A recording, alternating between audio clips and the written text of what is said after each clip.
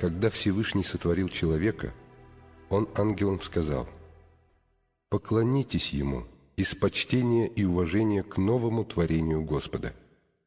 И ангелы совершили поклон, кроме надменного и очень умного джинна, Иблиса сатаны, который, возгордившись, отказался и стал одним из неверующих. И сказал сатана: «Я лучше него. Ведь ты сотворил меня из огня, а его из глины». Ответил Всевышний: «Выйди из рая, ты побиваем камнями. Над тобой мое проклятие до дня суда». Иблис, попросив отсрочку и получив ее, воскликнул: «Клянусь величием Твоим, я обольщу их всех, людей, которые будут жить на планете Земля до конца света, кроме искренне уверовавших в Тебя». И завершилось это словами Творца: «Я тобою и теми, кто последует за тобой, наполню ад».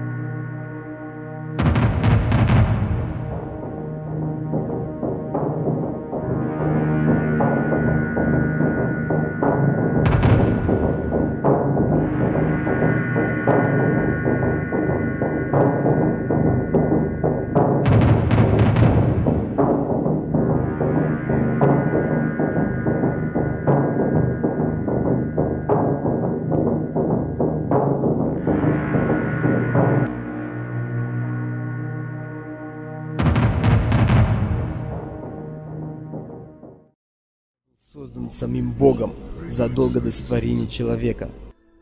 Я был символом совершенства, полон мудрости и великолепия. Мои одежды были драгоценными камнями. Я ненавижу человечество. Я делаю все, чтобы разрушить их, потому что я им завидую. Моя наибольшая цель – это отдалить их от Бога.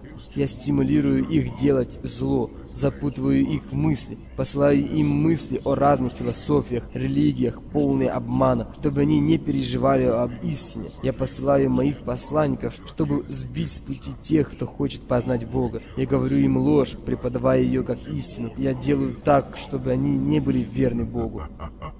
Лидером, предводителем и отцов шейтанов из числа джиннов является Иблис. Он и его воинство зовут людей к адскому огню. Многие ошибочно полагают, что Иблис – это ангел, падший ангел. Но это в корне неверно. Иблис не имеет к ангелам ровным счетом никакого отношения. Кроме того, ангелы изначально созданы Аллахом так, что никогда не ослушиваются его. Ослушание и грех несовместимы с их чистой природой. Поэтому никаких падших ангелов не существует. Иблис никогда, даже на одно мгновение, не был ангелом. Иблис – джин. Он создан из огня, а ангелы созданы из света. Да, было время, когда Иблис был вознесен на небеса и поклонялся там Аллаху, находясь среди ангелов, но не будучи ангелом. Затем Иблис возгордился и ослушался воли Всевышнего, за что был низвергнут на землю, где пробудет до самого судного дня. Джиннам даны некоторые способности, которые не даны людям. Например, они могут передвигаться и переносить очень тяжелые предметы на большие расстояния с удивительной скоростью. В Коране сообщается о джинне Ифрите, который обещал Сулейману, мир ему, перенести огромный трон царицы Савской из Йемена в Иерусалим, Бейтуль-Макдис, за очень короткий срок. До того времени, как Сулейман встанет со своего места по окончании собрания. Джинны могут подниматься очень высоко вверх. Так что в космосе джинны побывали раньше людей. В то же время нужно отметить, что для джиннов установлены строгие пределы, дальше которых они подняться не в силах.